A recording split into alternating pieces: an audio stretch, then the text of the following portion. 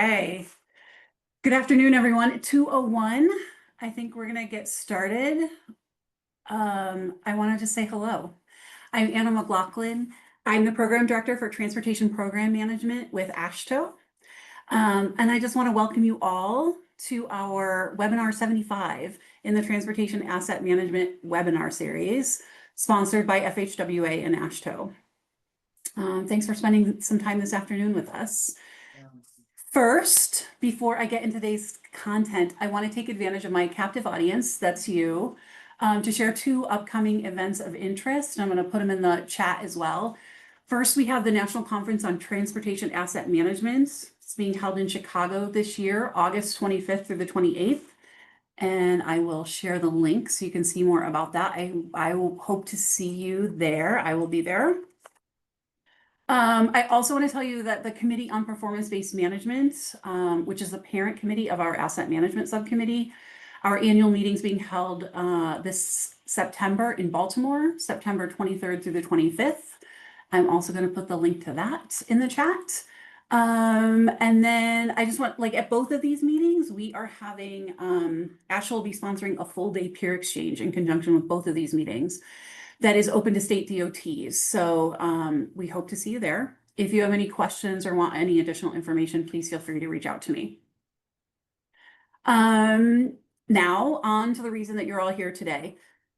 Our webinar today will feature speakers from 3 DOTs, Colorado, Minnesota, and California, sharing how their states are implementing risk management plans, shaping our discussion on best practices for assessing and defining risks, as well as showcasing monitoring programs that effectively track risk. Our presenters are all in good company as we have presented webinars in this series every 2 months going back to 2012 on a variety of topics in asset management. For more information on this webinar series, you can visit tam-portal.com. I'll put the link in the chat, but it's tam-portal.com. From there, you can click on events in the main menu to register for any upcoming webinars in the series. At the portal, you'll find archives of previous webinars. You'll also find links to video and slides from today's webinar that we're going to post there. The TAM portal is home of AASHTO's Committee on Asset Management, and for more information on the subcommittee, you can visit tamportal.com and click on Subcommittee on Asset Management under the Community menu. If you have any suggestions for future webinar topics or have questions for the presenters during today's webinar, please submit your comments or questions using the webinar's chat feature. We plan on answering questions during the Q&A session at the end of the webinar. At that time, we'll invite participants to unmute to ask your questions or share your views during the group discussion session at the end. Until then, we'll help you be careful to keep your audio connection muted. So if you haven't already, please be sure to mute your audio so that our presenters are not interrupted. They thank you and appreciate that in advance. And this is where I would turn it over to our friend Tasha Clemens. Tasha is the Senior Transportation Specialist at the Federal Highway Administration to give a brief FHWA welcome and introduction. Tasha couldn't be here with us today, so we have a pre-recorded welcome video that we are going to share now.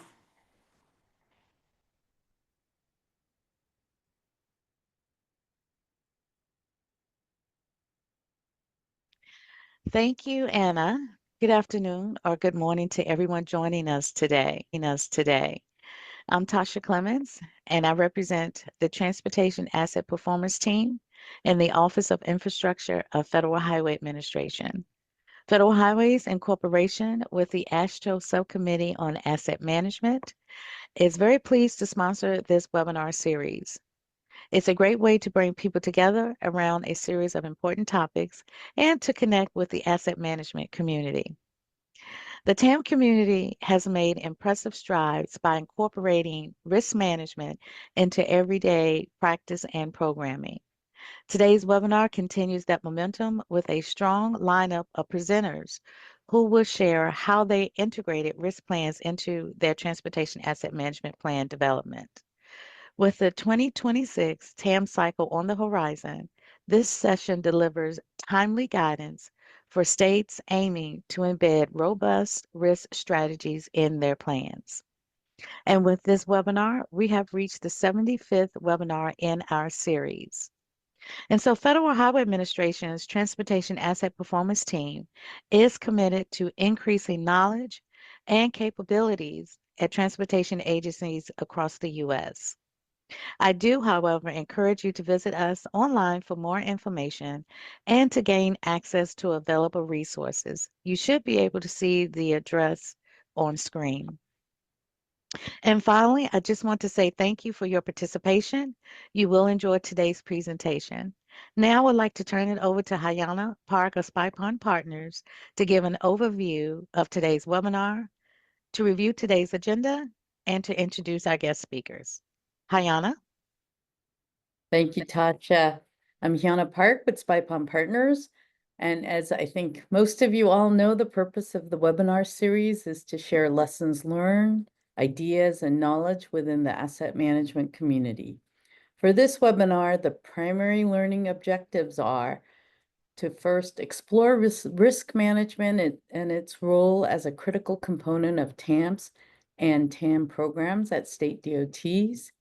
Feature case studies from state DOT managers who are prioritizing risk and resilience in their 2026 TAMPs, and showcase programs that effectively track risk and ultimately improve how risks are mitigated.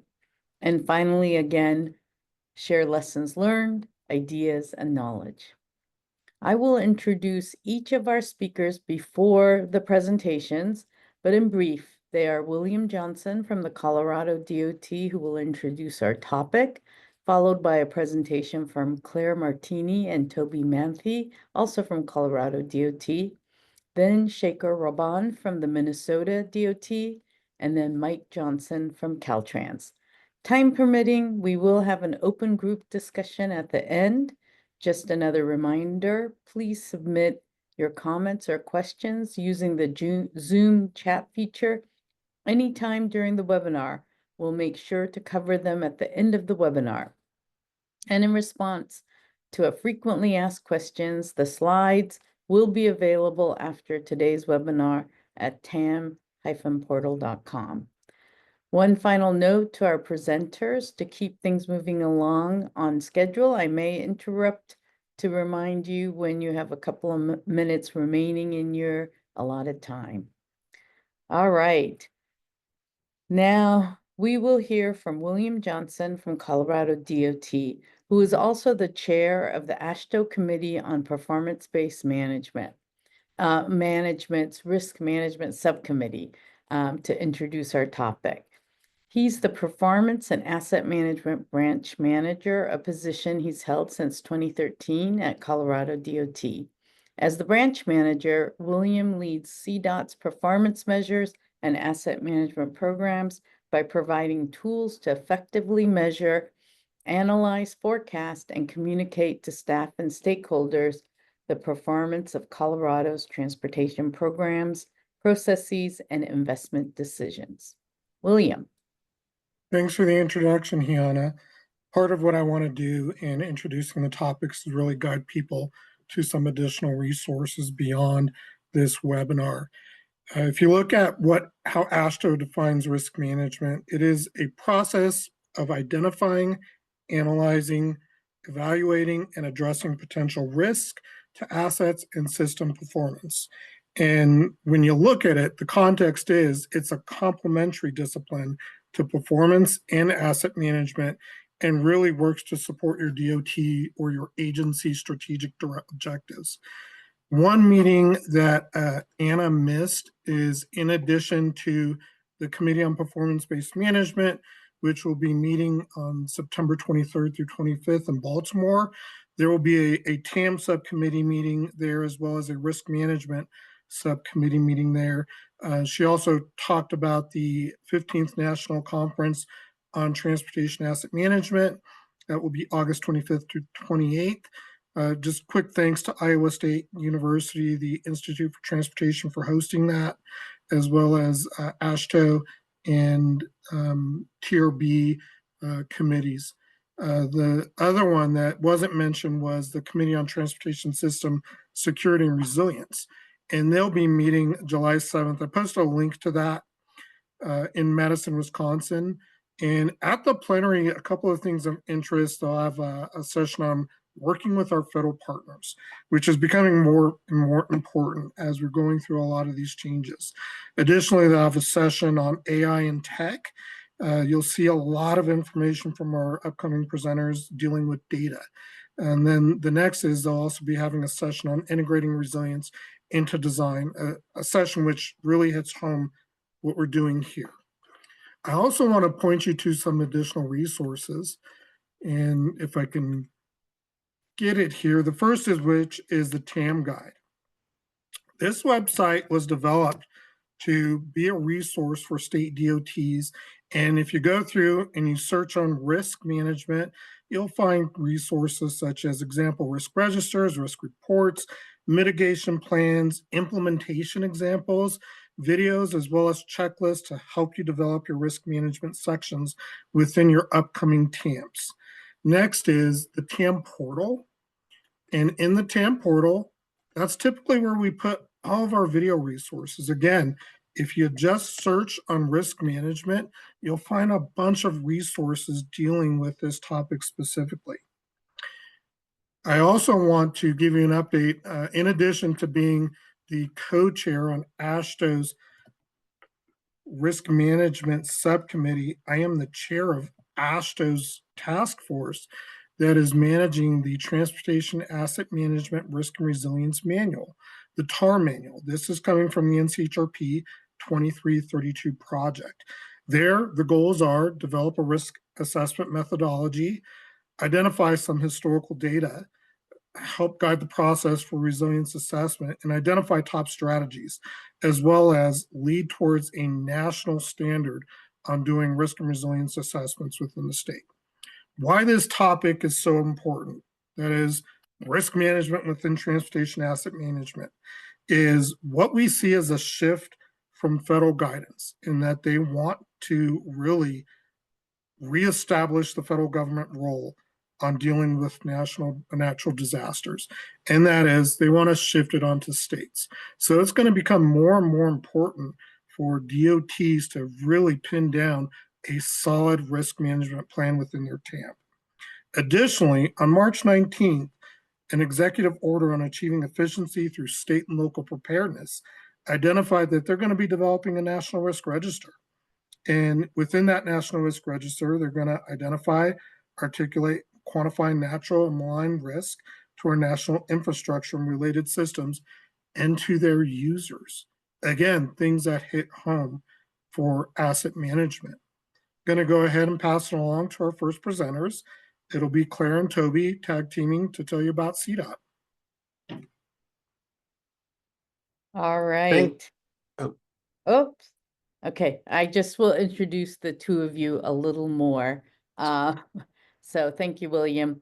Okay, so we are going to hear from Claire Martini and Toby Manthey. Claire is the Risk and Resilience Program Manager at CDOT. She serves as Secretary of the AASHTO CPBM Subcommittee on Risk Management. Toby has been with CDOT since 2012, leading the Asset Management Program since 2017. Before that, he led the department's performance reporting program. So over to you, Toby and Claire. Thanks, Shauna, and good afternoon, everyone.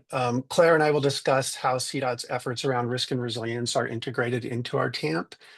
We'll give an overview of our asset management program and our resilience program. We'll see how resilience is integrated into our individual asset classes like pavement and bridges, and we'll look at how we develop data-driven tools like our TAMPs risk registers. Finally, we'll look at how we're moving forward on our risk and resilience efforts, including in our 2026 TAMP. Next slide. So CDOT has been operating a formal asset management program for 12 years now, and we're one of those DOTs that has a bunch of asset classes. We cover everything from pavement to traffic signals to even geohazards like rockfall. So 12 asset classes or types in total. Next slide. So when we looked at resilience in the TAMP, we thought about it in three ways. The first, we looked at what our general approach was to managing risk at all levels. For example, we looked at the agency level, things like budget shortfalls or even cybersecurity. We also look at how we manage risk at the program level. And finally, we look at how we manage risk at the project level. Secondly, we asked, what is our specific risk process? And one of the biggest components of that is developing risk registers for a department and for our asset classes. Another is the step-by-step process we drafted to meet requirements for twice damaged assets. And then finally, we looked at, were there ways that risk and resilience factored into meat and potatoes asset management? How does it factor into life cycle planning or even performance measures? Next slide. So here you can see our TAMP. Our 2022 TAMP exceeds FHW requirements and includes all 12 of the asset classes I referred to. We built our TAMP in a modular fashion so that each of our ancillary asset classes has its own chapter. So you can pull out the rest areas or Colbert's guidebook and kind of have a manual for that asset class. I would say each of those guidebooks contains risk and resilience elements. So the rest areas guidebook would describe the threats to that asset class in its own risk register. But we also have a chapter devoted specifically to risk in chapter 6, and that goes into more depth on department-wide risk, on the risk and resilience program, and more. Next slide. One of the things we do when we start the TAMP is to sit down with each of the 12 asset managers. We walk them through our risk register process and ask, what threats are you facing? How vulnerable are you to those threats? What have you done to mitigate those threats? And by how much does that reduce your vulnerability? All these elements result in risk scores, and here you can see the key threats determined by the scores to our pavement and bridge programs. CDOT's Risk and Resilience Program, our sister program, currently focuses only on natural hazards, but within the TAMP, we also identify threats that are not physical hazards, such as project cost escalation, performance target achievement, and inadequate funding. You can see that a threat to the pavement program is misalignment of our forecasting models. So that could lead us to choose the wrong projects or to ask for too little or too much funding. And all of those threats could lead us to missing our performance targets. Next slide. Here you can see the geohazards chapter on the right. While we do have a risk chapter, I mentioned that risk is woven into the fabric of our asset management processes for each individual asset class. For an asset class like geohazard, which is rockfall, landslides, and so on, it's a driving factor in project selection. In the TAMP, we made a really strong effort to visualize our processes with graphics. At left, you can see the geohazards team has selected 2 segments of a corridor to work on. And what they're doing here in this table is ranking treatments like netting or even in the option of doing nothing. Then they rank those treatments based on cost benefit, including the 50-year benefit of mitigating the risk. The rows that are highlighted in green, those are the treatments that won out. So they're lower cost and they have higher benefit in terms of mitigating the risk. Next slide. Here's another example of a TAMP table, and it showcases how risk is woven into the process of each asset class. Here you can see that our bridge program has formalized 5 performance metrics based on risk mitigation. So they're related to things like how many scour critical bridges we have, how many load restricted bridges do we have. So you can see here we're trying to reduce the percentage of bridges that are scour critical to 5% of our network, but we're missing that target currently by 0.5 point. And we have more than twice as many load restricted bridges as we'd like. And so all of these metrics can be used to help us shape project selection. Next slide, please. Here's another example of how we visualize our risk process in the TAMP. The flow chart at right shows our draft process for identifying and analyzing twice damaged assets, including roles and responsibilities. This is, of course, a federal requirement under Part 667. The chart shows who and what triggers an analysis for a twice damaged asset. So who develops mitigation treatments, who calculates the cost benefit of those treatments, and how is data shared and stored. We're still refining this process, including developing a mobile-based app in Esri Survey 123. All that will be described in our next TAMP. We're planning to ask maintenance staff to photograph and describe damage to assets after floods and other emergencies. And then we'll store that in GIS. And that way we can catch damaged assets that may not show up in the formal emergency funding requests that often lack the specificity we need. Next slide. Finally, here are some current risk initiatives in our TAM program that will go into our next TAMP. For the pavement program, we're considering risk in the asset model. For example, we're considering overlaying a map of pavement needs with geohazards needs. They may then give pavement projects points in the model for also addressing geohazards risk. In the geohazards program, we are focusing on a more proactive approach for our inventory. So we'll not only look at sites with history of geohazard events, but also at sites with similar risk profiles that could become vulnerable in the future. So that's a good overview of the TAM program's approach. And I'm now going to turn it over to Claire, who manages the risk program.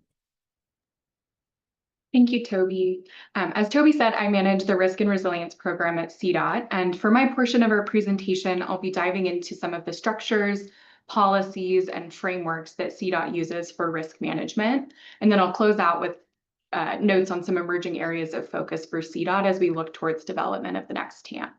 So as William alluded to, we house risk and resilience and asset management within the same office, which also includes performance management and economic analysis programs.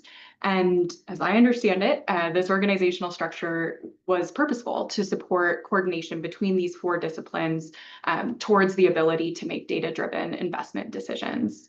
Nationally, our organization also coincidentally aligns well with the new TRB Standing Committee, AQB 13, the Standing Committee on Asset Performance and Risk Management. For the Risk and Resilience Program, as Toby has noted, we are represented well within Chapter 6 of the Asset Management Plan, as well as bleeding through into the approaches taken for each of the asset classes and their own risk registers. But I did want to note that in addition to that, the Risk and Resilience Program has developed a Resilience Improvement Plan, or RIP, as well as put out a Risk and Resilience Analysis Procedure Manual.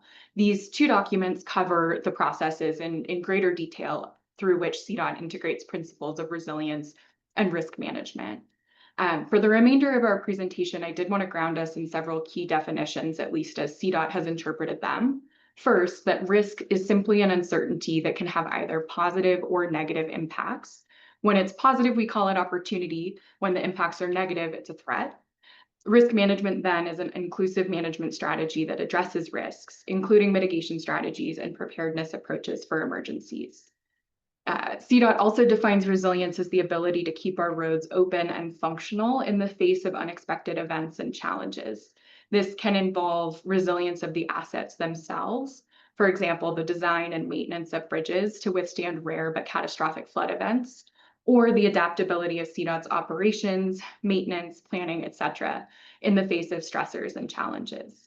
So while the concept of resilience is not limited to physical threats, this is our primary focus within transportation. Next, in terms of organizational policies that support a risk management approach, we have what we call Policy Directive 1905, which came out from our Transportation Commission in 2018. And this policy builds on the department's efforts since the 2013 floods. Included an image of that on the right side of the slide. Builds on our efforts to formalize and encourage future resilience activities at CDOT so that the department can proactively manage risks and successfully adapt to future challenges. We're directed to incorporate resilience into strategic decisions about transportation assets and operations, as well as helping us meet requirements to consider resilience as part of life cycle cost and risk management. So hopefully, this won't be the first time you're hearing about enterprise risk management, but this is a framework that's core to our approach. Specifically, CDOT incorporates 4 levels of risk management consistent with the AASHTO ERM guide and ISO risk management principles and guidelines. Within Chapter 6 of the TAMP, that risk management chapter, we identify those 4 levels: enterprise, program, project, and activity level, and assign responsibility. The TAMP also catalogs current risk management initiatives as is visualized here. This table is pulled directly from the Asset Management Plan. I'll note that both the Risk and Resilience Program and Asset Management Program play roles in the development of the Enterprise Risk Register, as well as some of the initiatives at the program, project, and activity levels. And last, at the project level, I will highlight that CDOT has adopted benefit cost calculations to assess alternative mitigation measures and reductions of annualized risk. expressed in dollars, to help justify mitigation plans for identified risk. And so the basis for all of this is really a quantitative risk assessment methodology. And here we use 3 factors in scoring risks: threat likelihood, consequence of impact, and vulnerability. I will take us through in brief how we calculate each of those variables, because I think it's a really interesting approach to allow us to assign a numerical value or quantitative value to risk and score different event types in the development of our enterprise risk register. So I'll kind of take you through that process. And last, this image on this slide is of an avalanche in the last few years on one of our state highways in the mountain regions, and just share it to show, there can be a really significant volume of snow to remove. And so incorporating considerations upfront in the process can be really helpful to reduce some of the closures to highways when we do have avalanche conditions. So for that first variable, T, threat likelihood is the probability that a threat event will occur, not its potential of impact to CDOT. We've based this variable on expert opinion and historical and predictive analysis of the frequency of the event. For example, do we expect it to occur once a year, every 10 to 20 years, or more than 50 years in between intervals? And that allows us to assign a numeric value from 1 to 5 based on a scaling rubric.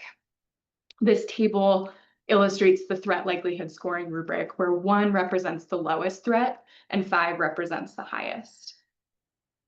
Next, we use consequences and considerations to quantify the result of failure. These are impacts or results directly caused by a threat event. In the CDOT risk register, consequences are large-scale direct impacts that can be qualified and quantified, while considerations are results that may have an impact, but the level of impact is unknown. For consequence, I've included our formula on the right-hand side. We look at 4 subvariables: safety, mobility, asset damage, and other financial impacts. Whereas for considerations, that would incorporate things like funding, insurance, regulatory, political, or reputation dynamics. And finally, vulnerability compares the potential impacts of a natural or man-made event to the robustness of the asset and system and to CDOT response planning. We use this variable to evaluate risk exposure to certain events by considering previous resiliency efforts, asset engineering, and other risk management strategies. How it works is that asset managers assign a numeric value from 1 to 5 for vulnerability, with 1 representing low vulnerability to the event, in other words, strong preparedness or resiliency, and 5 representing severe vulnerability, as illustrated in the scoring rubric. Adding the vulnerability variable changed CDOT's understanding of the priority of threat events. I think it's interesting to note many asset programs have taken steps to prepare for events with a very high likelihood of severe consequences. But then when you add in the vulnerability variable, what we observed was a decrease to overall risk scores when compared to previous evaluations. And conversely, for certain events that are infrequent or have low impacts, risk scores went up when we incorporated a vulnerability variable. So once a risk has been identified, what do? We use a risk management approach, and these are 5 strategies of which we use combinations to manage top priority risks. So strategies could include treating the risk, tolerating the risk, transferring the risk, taking advantage of the risk, or terminating the risk. And I wanted to incorporate an example on the slide of rockfall mitigation treatment. This would be an example of treating the risk and is used in a situation where really in a complex natural system may be impossible to fully terminate the risk. So we use treatment strategies instead. So using this R equals C times V times T equation, we went through and identified the top enterprise risks. So here in order for CDOT, this was prepared for the 2022 TAMP, we face flooding, post-fire debris flow, funding uncertainty, which could be either positive or negative, geohazards, cost uncertainty, fire, missing infrastructure targets for the national performance measures, snow and avalanche, and staffing. You will notice that we have included both kinetic and non-kinetic events on this list. And what we did with that information, I think is helpful to understand more about the relationship between our asset management program and our risk and resilience program. So we honed in on the 5 natural hazards, and here's exactly how they're represented on our risk register. We've gone through and described each threat or opportunity, included an associated risk statement, and a risk management strategy. We are showing risk scores in full, including those component scores for threat likelihood, consequences and considerations, and vulnerability, to be fully transparent. And I want to note the risk scores under our process can range from, I believe it's a low of 1 and a high of 156. And because that scoring range is so broad, it allows us to be more precise in ranking events. So it's less likely that you will have repeat scores. So we pulled out the 5 natural hazards and really used those to influence and inform kind of the everyday bread and butter of the risk and resilience program. We have developed a suite of tools structured around these 5 threats. We built out an Excel-based analysis tool and a supporting manual that identifies associated threat asset pairs. For example, we might be able to analyze a flood major culvert treatment or rockfall roadway prism, and so on and so forth. Pulling all of this together, I wanted to close out by sharing 4 considerations that are top of mind for Colorado. These are some of our top priorities as we look at the development of the next TAMP, and I think give you a good sense of where we're heading. First, we're currently working to integrate resilience into our long-range transportation plan. We have recently pushed out some internal guidance to analyze threats, document proactive management of those identified risks, and then assess criticality of projects that'll be all rolled up in our next 10-year plan. Second, we are currently working on advancing project development at the nexus of asset condition and resilience. Specifically, we're looking at discretionary grants as a great opportunity to focus on needs related to asset condition and natural hazards, because there's a lot of synergy there. An example of that would be culverts in poor condition that are in an area with flood risk and post-fire debris flow exposure.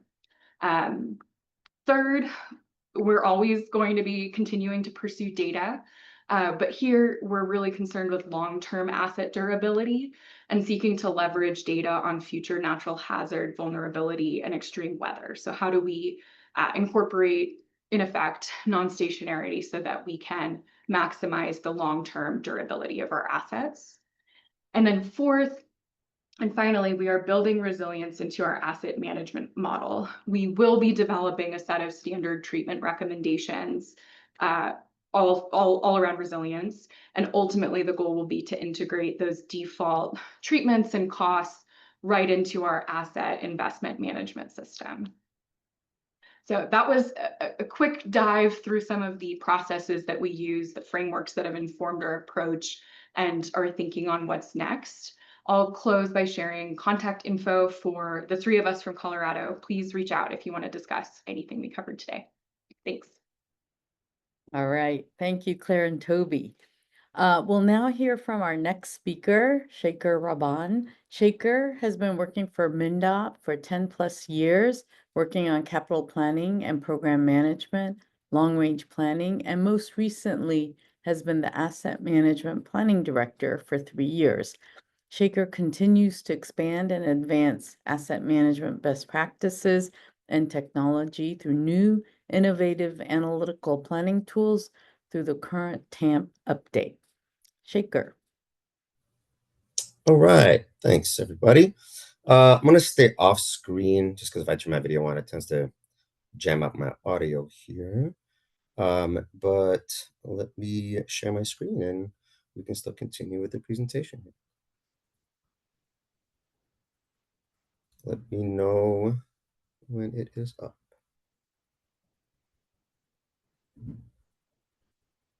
All right, it's good. Okay, so we're going to take a little bit of a different approach. Kind of show you. Hey, Shaker, Yeah. can you switch the view to, you have that flip that you can do, right Oh, now, yeah. you're in the notes. Display settings. Yeah, there it is. Perfect. All right. All right. Perfect. Thanks. Yeah, so thanks for that presentation from Colorado. I think that's a really interesting take, how you all really dive into a more quantitative approach to some of those extreme hazard type risks.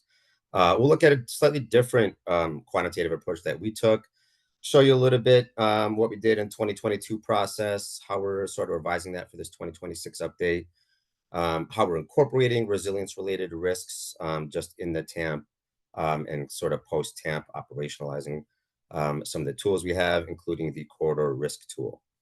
But I'd like to start with this trivia question. And gosh, with so many other states on here, I'd honestly just be interested to know what your answer to this question would be. But quick trivia question, feel free to drop the answer in the chat just to sort of get us thinking about how different public agencies operate and manage different types of assets.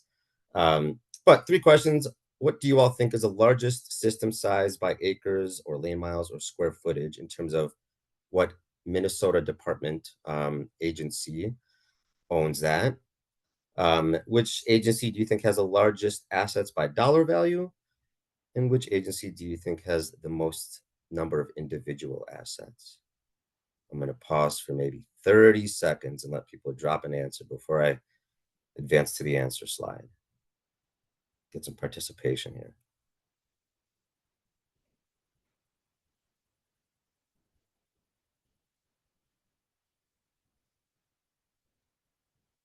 Maybe not quite 30 seconds, but let's see what the answer is. So the largest system size in Minnesota, in terms of what agency owns that would be the DNR. We have lots of forest and parks. The Superior National Forest essentially occupies the upper third of the state. The largest by dollar value is the Department of Corrections. Turns out security in prisons is an expensive system. And then the most number of individual assets is MnDOT.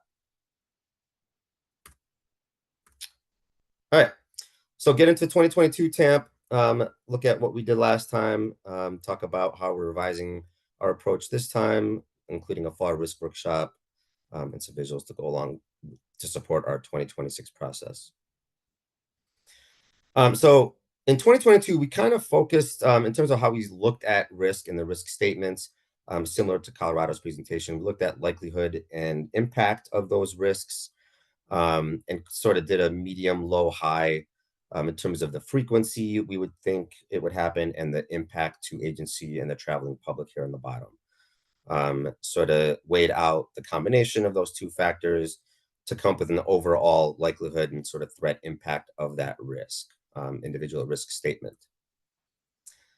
We then weighed and scored different sort of aspects of risk. So we have our enterprise risk prioritization process at the time, where we looked at what are just most important sort of enterprise risks to try to manage and prioritize is. There on the left, and the score for that. We developed risk response strategies, or mitigation strategies, we called them then, and how much it would lower the threat and the impact of that risk, and then the cost to implement that strategy. So more, kind of focused on the mitigation strategy at that time, whereas kind of Colorado placed that cost more on the cost of the threat and the impact from it. So in 2022, we took all the assets that were in that TAMP, took the risks that were identified, ran them through that sort of scoring process of likelihood and impact. And we scored things based on the cost to implement the strategy, which has the most likelihood of reducing that risk overall. So meaning the mitigation strategy we prioritized within that TAMP and post-TAMP was that with the lowest score. You kind of see that on the far right there. And then we tiered out all of the risks, kind of did a natural breaks on where those risks are, had 3 different tiers to focus on.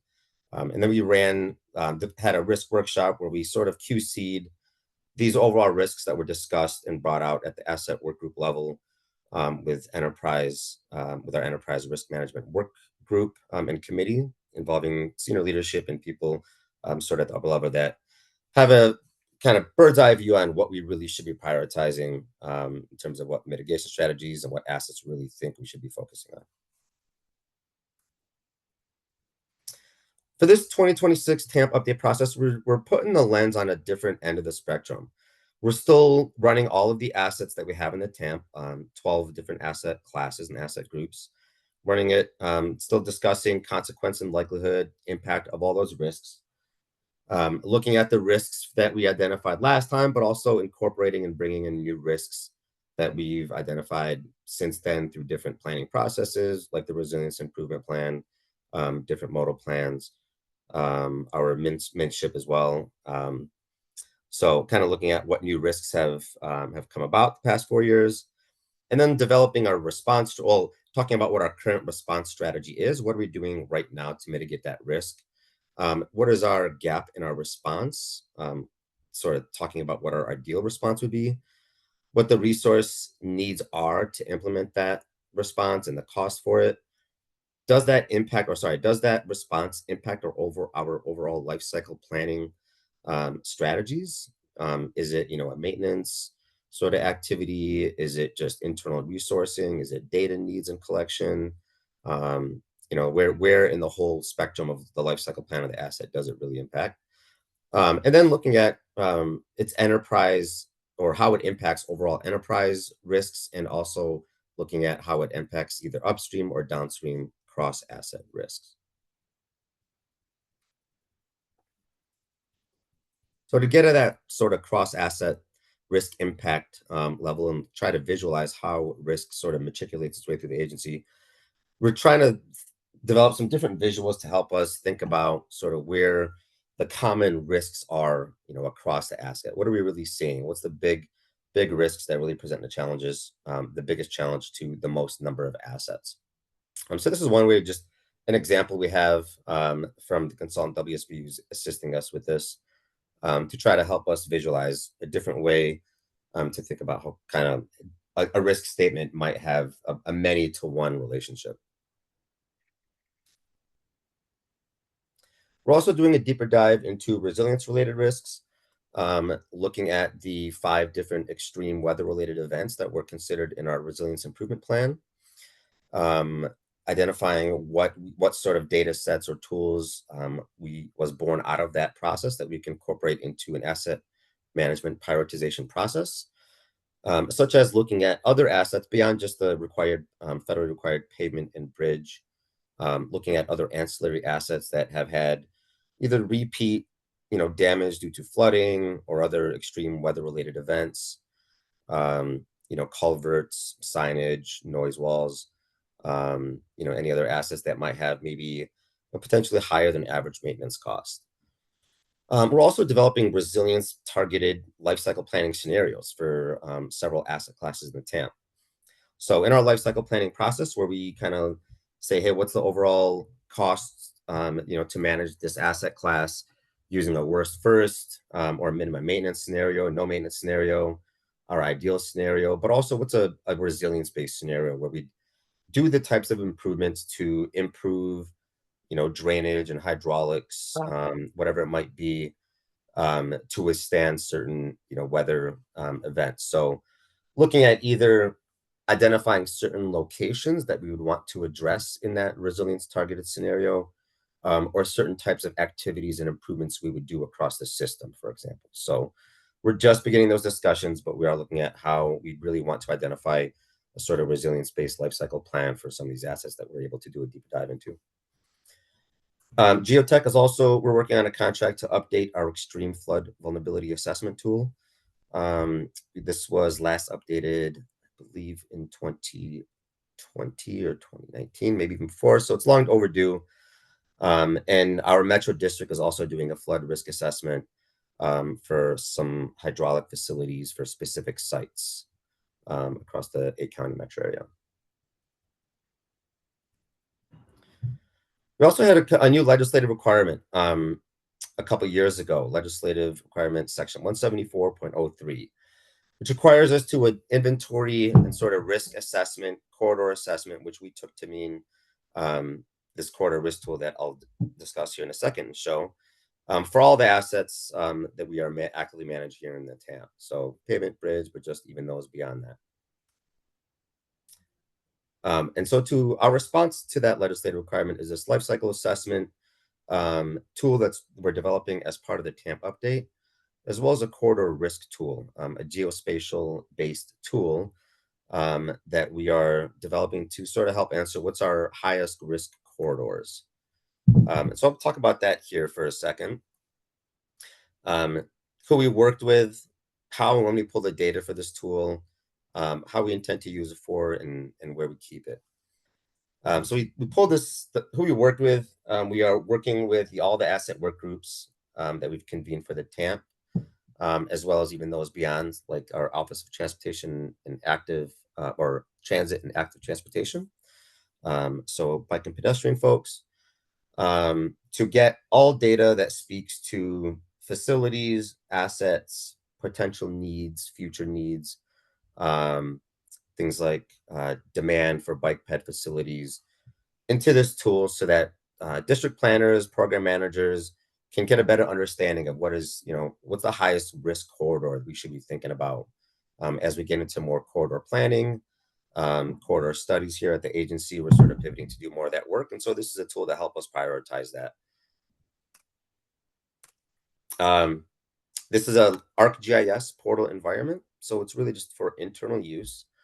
But I wanted to show a little bit of kind of what this looks like for a certain couple different layers here. You can see on the right, you can see all the different layers, looking at different indicators of risk for traffic barriers, hydraulics, bridge condition. You can select different layers. Right now, we don't have the ability to draw polygons and select a corridor, but that is coming. So I'm just monitoring. And in terms of the existing layers we have in this corridor risk tool, we have many from bridges, hydraulics, noise walls, risk assessment. We have a lot of our geotechnical asset layers in there. Overhead signs are in there, as well as just some other geographic borders on the right, like MnDOT districts, existing bikeways, trails, and ped infrastructure. Essentially, we're pulling any information we have available in our enterprise asset management system, what we call TAMs. So this is all the assets, asset classes for the most part that are currently in TAMs. Not all of them are ready to be incorporated into that corridor risk tool, but as we continue to mature these data sets, the risk sort of values for them that we hope can help inform project managers what assets are the riskiest within a corridor when thinking about corridor planning and programming. Here's kind of a different layer we can click on. As you zoom into a site, it shows you all of the individual assets within an asset class, and some different fields here, what truck station it's under, their administrative unit, some condition and material information. And we continue to add layers to it. We'll be adding extreme flood availability assessment, as I mentioned, once that's updated.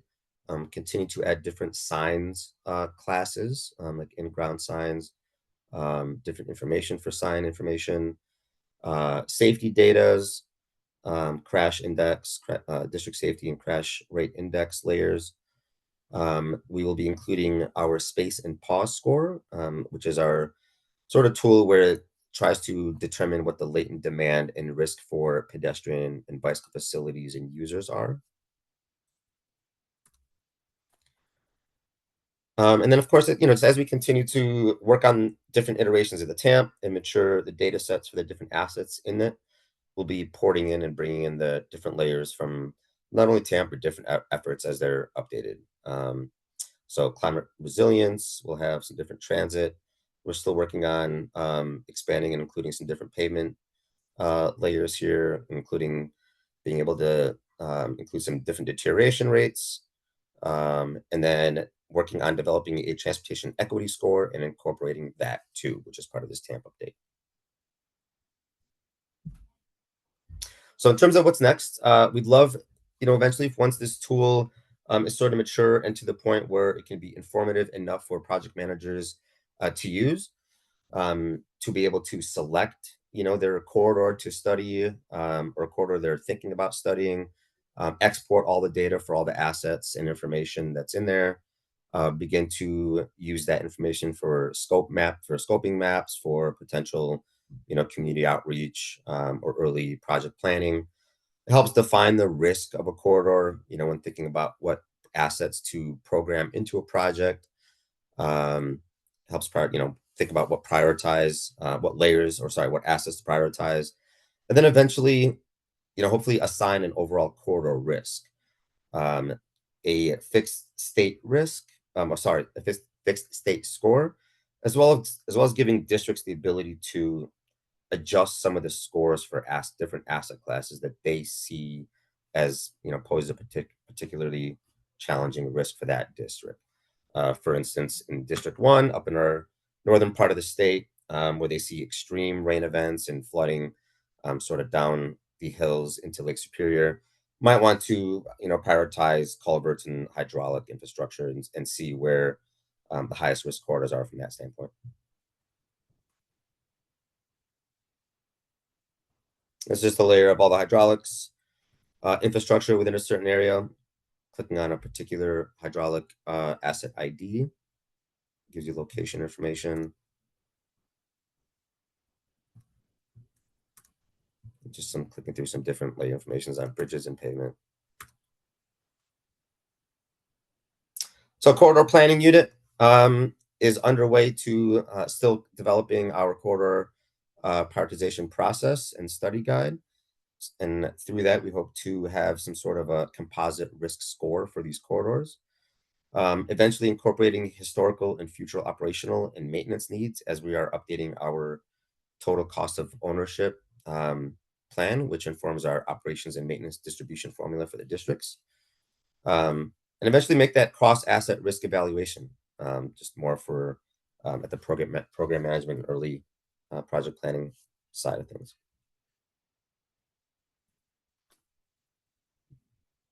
That is all I had. So I'll turn it back over to Hayana. Thanks, everyone. Hope everyone enjoyed that slightly different take on risk. All right, thank you, Shaker. Our final presentation is from Mike Johnson. Mike is the CalTrans State Asset Management Engineer.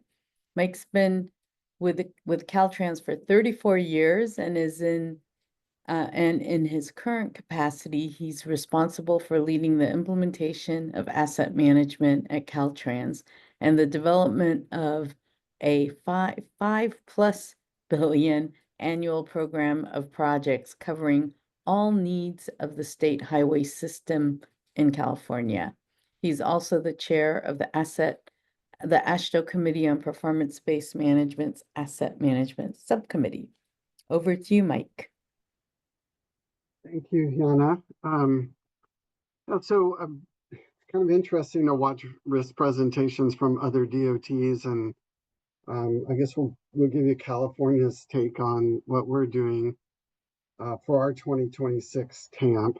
We have completed our risk preliminary work, and I'll say one of the things I want to talk about that I didn't hear much about it, and that's the coordination with our partner agencies. So California is a little bit unique in that we have more of the NHS owned by MPOs than any state in the nation. And we have 18 MPOs and over 600 cities. And we need to coordinate with all of them to develop a single risk plan. And so that makes things a little challenging sometimes. But how do we do this? So we conduct virtual workshops. We invite every MPO. We have 43 regional transportation planning agencies. Some overlap MPO areas, some don't. And we have over 600 cities and counties that own a portion of the NHS. So we invite them all. And we, this go around, being that it's our third TAMP, We went through the risks that were previously identified in our prior TAMP, provided an opportunity for anybody in these virtual calls to identify additional risks. And ultimately, 19 different risks were identified in the workshop. Of those 19, we then individually had each attendee rate the likelihood and consequence of each of those risks, and then ultimately boiled it down to 11 risks that were classified as medium, high, or high by the group. That's ultimately what is going to go in our 2026 TAMP. Then we had a follow-up workshop with the same people, and we broke out into smaller groups, and each of the smaller groups was given one risk of the original 19, and they were asked to work collectively as a team to develop the risk statement, any kind of mitigation strategies and monitoring approaches that we might have for each of the risks. Hey, Mike, I'm so Yeah. sorry. I'm so sorry to interrupt. This is Anna. Can you just change your yeah, there we go. Change your What display. you want? Sorry. Yes, I never there know it what you can is. see. I only see what I see. Thank you, I Anna. know. Now it's perfect. Thank you. Okay, so we have a global risk scale that we use that may be a little different from other agencies. I'm not sure, because this is not something that is standardized, if you will. And so, we look at likelihood of occurrence. These years that are shown represent a 10% probability of occurrence in that time period. And so, some of the things that we are concerned about in California, for example, like seismic safety, all of our analysis for seismic is based on a certain return period for a seismic event that corresponds to a 10% probability of occurrence in a certain time frame. Similarly, things like bridge scour or geotechnical instabilities, we look at all of those risks and we put them on a time scale based on a 10% probability of occurrence in a time window. And you can see the different time windows. Then along the consequence axis, we look at two different things. We're looking at loss of route, or loss of portion of the route, and then and simultaneously the cost factor, because some of the things don't result in a loss of the transportation system. So there's sort of a dual scale on that consequence, and any individual risk could qualify under either a cost component or an impact of the transportation system component. Anyway, we go through these workshops. We do a lot of training for all of our MPOs and cities and counties and regional transportation planning agencies. We go through the risk scale. We let them all assess. And so what you're looking at here are the results of all of the risks that were identified as ranked by over 100 different respondents that are in a transportation role at some level in California. And we don't bias CalTrans respondents higher than other respondents. But you can see we got a pretty good smattering of risks on this scale. And so what ultimately goes in our TAMP are the medium highs and highs. It doesn't mean we ignore the mediums. And generally, if it's on the lower end of the scale, it never even made the initial list of risks that we wanted to consider.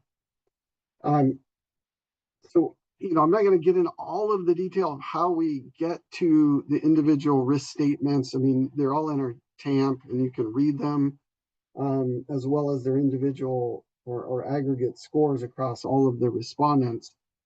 But I really wanted to more focus on what do we do after this? So, quantifying a risk is one thing, but incorporating it in your TAMP, I think, is sort of taking it to that next level. And so the way we do this in California is through a tool that we developed that, and there's a couple arrows here you could see where we actually show in our plan, or at least the working papers that lead to our plan, what our investment is going to be in risk. So for example, on the left arrow where it says percent of, this is of funding, and this is for bridges, the percent of available funding that we have for bridges that we're going to spend on risk mitigation is 27% of the preservation and rehab budget. Okay. And then the arrow on the right is showing the percent of all spending relative to bridges. So while it's 27% of the preservation rehab, you could see it's 0% of reconstruction, maintenance, and initial construction. So overall, we're spending a total of 16.3% of our available bridge funds to mitigate risk.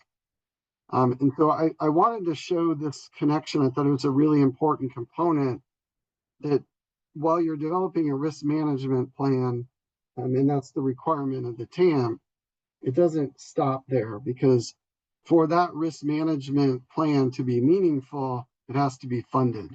And that's where it starts crossing over into your investment plan. So once we define this, what this risk level is, or the risk investment is, then all of our downstream performance, which is coming out of the same tool, looks at this. So for example, for bridges, we can look at, what is our current condition in the stack column on the very left? What would it be if we did nothing but just experience deterioration for the next 10 years? That's the next stack column over. Then as our proposed investment level, that's 10-year invested. That's what we expect to get based on our models. Those are both inclusive of deterioration models as well as expected condition improvement from the investments that were shown in that investment table. And then we do a 4-year and also a 2-year, which I'm not showing here, but for those TPM reports. And so overall, our target, for example, for bridge is to get to 48.5% good, 50% fair, and 1.5% poor. Our 10-year invested in 2022 would have got us to 47.8% good, 50.4% fair, and 1.7 poor.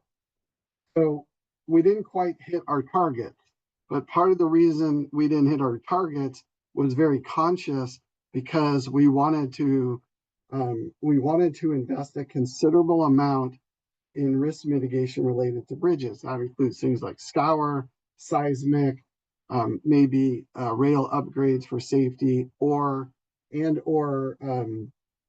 climate related impacts for coastal erosion and sea level rise. So this, I think here in this chart and in the previous slide, you see how your investments lay out. If you have no investment for risk mitigation, then I'm not sure what the value of doing the whole risk mitigation plan is.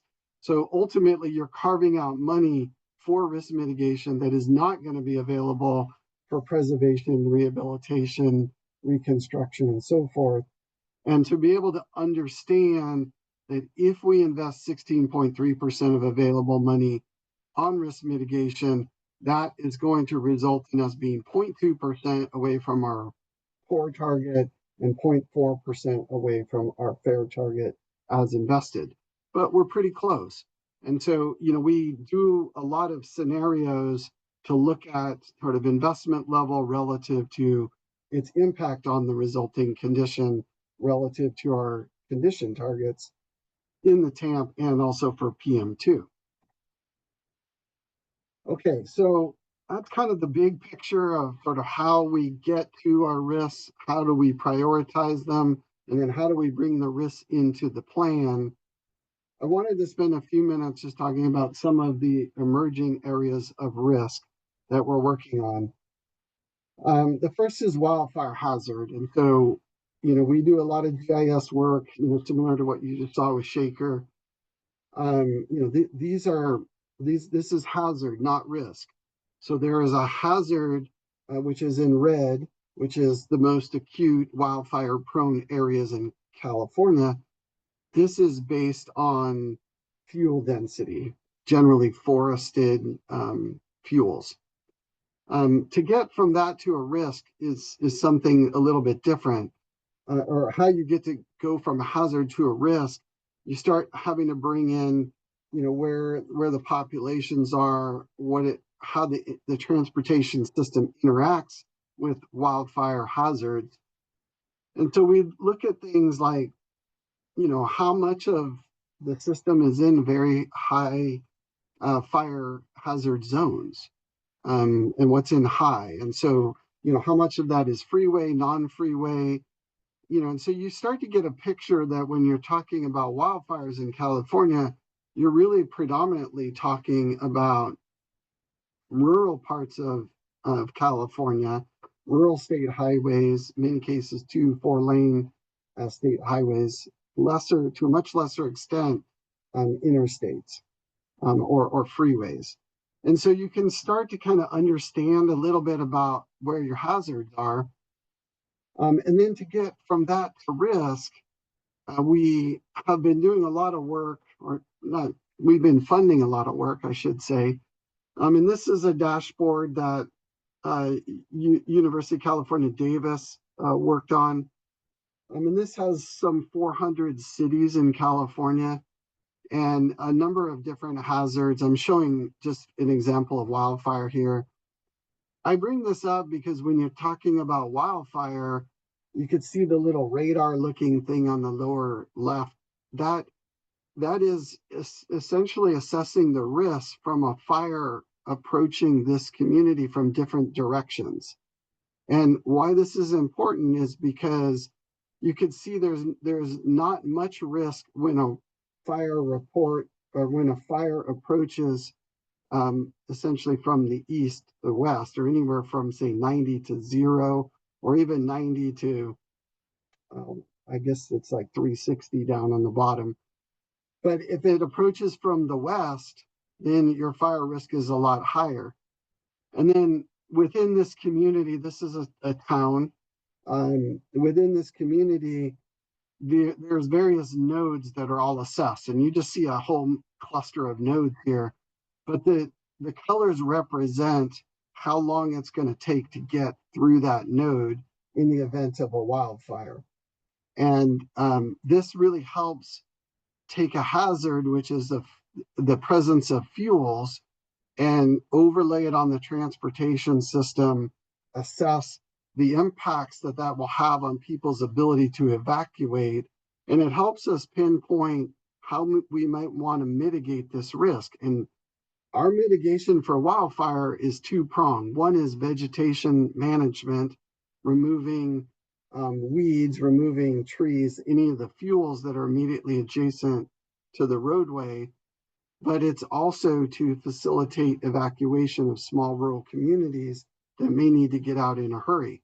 And this tool really pinpoints where the transportation system is bogging down the ability for a community to evacuate. So this is kind of some very, very cutting edge sort of emerging things that we're doing with respect to wildfire in California. Another area that we're doing a lot of work is sea level rise threat. This table comes right out of a publication produced by a group called the Ocean Protection Council. And it shows by year in the future what the expected sea level rise would be in California. This is in feet. So you could look out at 2050, and if you were at an intermediate high emission level, you would expect a foot of rise. As you go further out in time, you can see these numbers get a lot bigger. This is not linear, it's more parabolic. So when you get out to 2100, you're up to almost 5 feet of rise in that intermediate high. And if you're if we don't do things to curb emissions, we could be as high as in 2100 as high as 6.6 feet. Well, when you look at those rise levels, we can do a GIS elevation evaluation to see what portions of the transportation system would be inundated. And then we also layer in what would be subject to storm surge for coastal erosion and geotechnical instability. So this is a very active area that we're doing a lot of risk work here. And it's also an area that we invest in. In fact, we invest in wildfire as well, quite a bit. In the past, we've invested well over $100 million a year for the last few years in prevention. And now we're going to start investing in adapting the system for better evacuation. When we think about sea level rise and coastal cliff retreat, this is kind of textbook stuff. What are you trying to protect it, accommodate, retreat from it? And to be honest, we're doing all of these things in different parts of California. And so I just bring this out because, William started with, there's a lot of resources out there. There's really, really good resources to help you think about how you want to adapt your transportation system to climate risks. These are some cost estimates that are put out. We do our own cost estimate as well for the state highway system. These are put out, more broadly in terms of, what this Ocean Protection Council group thinks it's going to cost for roadways and bridges, just from sea level rise, storm surge, and cliff retreat. And you can see by the time you get out to 2100, I mean, you got $35 billion of sea level rise and storm surge, and about another 3.6 billion in cliff retreat. Well, there are times when that sea level rise, storm surge, and cliff retreat intersect the transportation system, and so we provide that intersection in our analysis so that we can show what the transportation portion of these costs might be. And then the final risk that I want to talk about, it's kind of emerging, and maybe some of the coastal states in the call can will see eye to eye with us here. But recently, the National Transportation Safety Board put out their findings related to the Francis Scott Key vessel impact and subsequent bridge collapse. Part of this NTSB report called for a number of bridges to be assessed for their vulnerability to damage or collapse from large vessels. And many of these were in California. And this is not all of them, but just looking at the San Francisco, Oakland Bay area, all of these little yellow marks are bridges that are potentially vulnerable or could potentially be vulnerable to large seagoing vessel impacts. And so we are in the process now of assessing these, as well as others in the Los Angeles, Long Beach area and San Diego area for potential vulnerabilities to vessel impacts. And so between the last TAMP and this TAMP, vessel impact wasn't even on our radar in 2022. Now it's really top of mind because we are actively working on NTSB recommendations to assess and potentially mitigate for a number of these bridges. So there may be other coastal states that are feeling that same pinch. Part of this work for the vessels is getting us to look at a lot of other partners we didn't work with before. And we get information like this, which is a vessel traffic heat map in the San Francisco Bay Area. This comes from the Coast Guard, but we're working with bar pilots, which are the people that pilot these large ships, Coast Guard, and other entities that we haven't previously worked with in bringing risks into our TAMP. So to kind of wrap it all up, we continue to lean into risk assessment. We don't see this as just something we're doing for the TAMP. This is something we're doing as the owner operator of a significant transportation system. We do include the risk mitigation that we're proposing to fund in our TAMP investment scenarios, and that cost is taken into consideration when we report the condition improvement we're able to achieve. That comes after taking the risk mitigation funding out.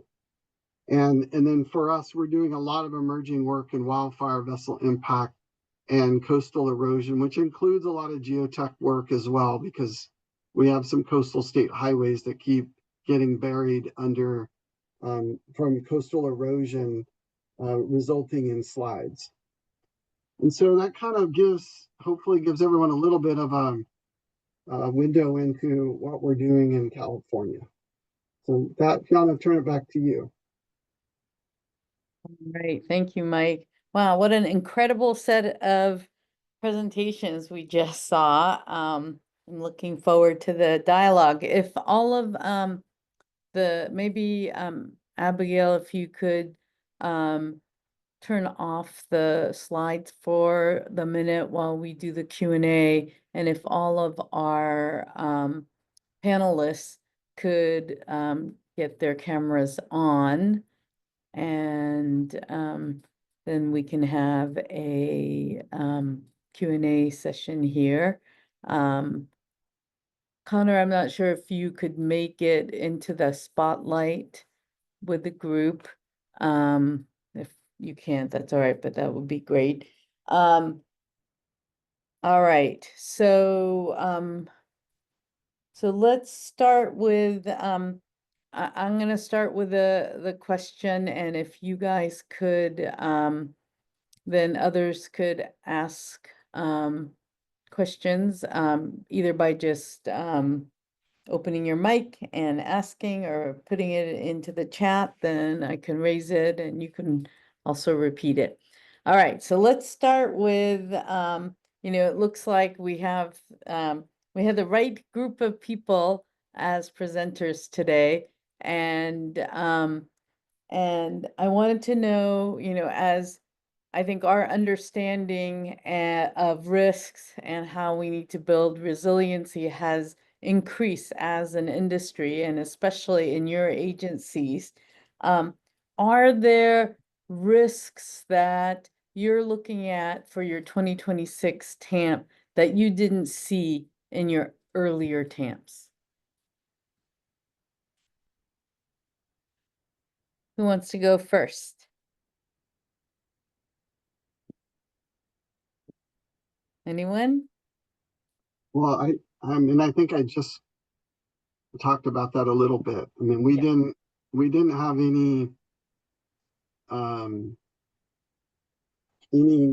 recognition of vessel impact risk in our prior TAMP, and nor did we have much in the way of wildfire evacuation risks.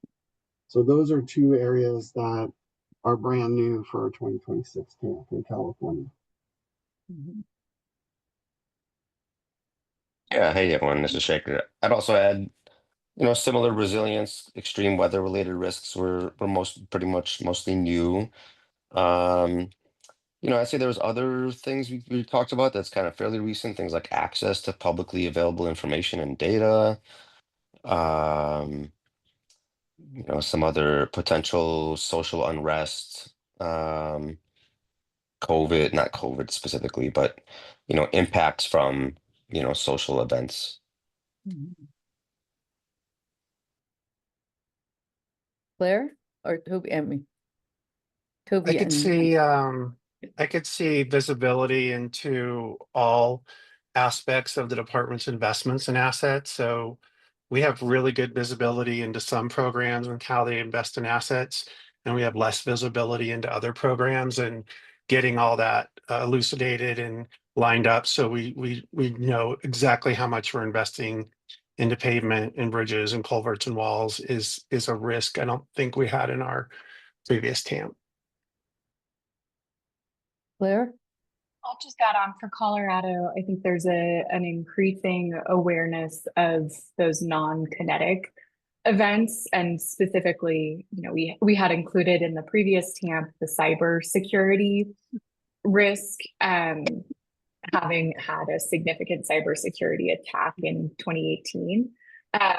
But I think that there's some alignment between where we're trying to apply our methodologies to incorporate those non-kinetic events as well, and other efforts with state and federal stakeholders. I would just call out, we're participating in the whole of state critical infrastructure working group that Colorado has set up, and that's been an interesting avenue to better understand what types of threats we may face and areas that could potentially be impacted. And then last, that need to align operational resilience in our asset management program, thinking about how our assets and risks affect people and communities, and how the loss of use of an asset can have a really significant impact, not just whether the asset is damaged or not, but incorporating those considerations around operational resilience into our practices. All right, I think there's been an exchange on the chat between John Sabanjo and Mike on the how helpful is the bridge management data in CalTrans for assessing the vessel impact risks on your bridge inventory. Are you relying on more non-BMS data? Mike, you said you're not relying on much NBI element data. Do you have any other elaboration on that? Yeah, I can elaborate a bit. So, if you're a coastal state and you're dealing with this risk for the first time since the NTSB report came out, or since the Francis Scott Key collapse, it's brought us into a world of trying to understand the vessel traffic underneath your bridges. And this is data that's not found in the NBI. In fact, it's fairly difficult to get a hold of it. There are services, but it takes a lot of processing to figure out what is the distribution of ships that are going underneath your bridges. How big are they? How heavy are they? How frequent are they coming? And so that's one big factor that's like completely not part of the NBI at all right now. So we've had to get into that business and understanding the seagoing vessel traffic under bridges where we never had before. And then, I mentioned we have new partners in the Coast Guard and the bar pilots. And for those that don't know, a bar pilot is a group of pilots that stay in a particular area, like in the San Francisco, Oakland Bay area. They board every seagoing vessel, like a big cargo vessel, 12 miles out in the Pacific Ocean, and they drive every one of them into the bay. So you have pilots that only do this very last little bit of what could be an international vessel. And so the conversations with the bar pilots, dealt with things like how fast are the vessels going? How good is the navigation? Are there any things we could do on the bridge to make them more visible to seagoing vessels, particularly when it's foggy or adverse weather? And frankly, we asked them point blank to rank the bridges on which ones they thought were of greater risk of a vessel collision than others. And that was very, very telling to hear these folks. Some of them have been piloting ships for 30 years in the same waters, tell you what they think the risks are. And so it's more anecdotal than maybe the data you would find in an NBI or in a BMS system. Mike, are they also piloting them out of the harbor too? Yes, both in So and out. both directions. Yeah. But I will note that they have bar pilots in Maryland too. So the time the Francis Scott Key Bridge was impacted, a bar pilot was operating the ship. And so that doesn't mean you're completely out of the risk woods just because you've got a bar pilot on there. Mhm. Yeah. If I can add to that, Kiana, as part of the NCHRP 2332 project, that Transportation Asset Management Risk and Resilience, the task force and the panel will be getting our first look next week at the marine vessel bridge strike models. So and Michael Johnson is also on that task force, and he's been very informative and vocal on that element within it. So we're looking forward to developing some things there in the short term. Great, thanks, William. Vidya has a question for the presenters. If you could share your approach on, does your risk-based asset management identify and prioritize risks with safety program implications? Let's start with Colorado. Do you want me to hit on that, Toby? Yeah, if you look at Colorado's asset management plan, there's a set of considerations within the risk register. And one of those considerations is dealing with safety, and that we do prioritize based on probability of a monetized safety event. It's a weird way of putting it. However, it does give us information on where safety considerations or an event that has safety implications is more important than these other events. Additionally, within our asset management plan, and you'll notice in the chat I posted there, we have 12 different asset classes, 2 of which have a direct nexus to safety, one being signals, the other being ITS devices. Within that, there's a full spectrum of asset management sections in it. It includes everything from the inventory to the risk management sections, as well as our funding and investment strategies within it, Vidya. Thanks, William. Shaker? Yeah. We're definitely prioritizing safety, even, what assets we're really considering, even that what sub-asset types, for instance, science structures are really doing a deeper dive into the overhead and the bridge truss mounted signs. Excuse me. For other assets, we look at, what challenges or safety hazards it presents to the roadway and traveling public. As we mature the data sets into the corridor risk tool, we should be able to see, for instance, what particular assets do have that greatest challenge. What noise walls, for instance, are closest to the roadway if they were to collapse, or what south-facing signs are there that seem to see, the most rot and sun exposure. So entering in different factors that might impact an asset and its functionality and user to the travel public, we're looking at. Thanks, Shaker. Mike? And I would say, certainly safety, is sort of permeates everything we do. When we think about like typical traffic safety devices like guardrail and rumble strips and rails and things like that, no, we're not putting a risk in the risk register and a risk management plan for that, mainly because we have whole programs, both proactive and reactive safety programs that do that, and they do it in a much more robust way than we could do it in a TAMP. But that doesn't mean, there's safety could have a broad definition like bridge scour or seismic. You could say that's safety. We're doing a lot of work with tunnel fire safety in California. And so these don't really meet that typical definition of, say, roadway safety hardware or devices. And those that are kind of the oddball ones will enter our risk management plan, but not so much, the need for guardrail and things like that. Just not that it's not important, but we have very, very robust programs elsewhere for that. Thanks, Mike.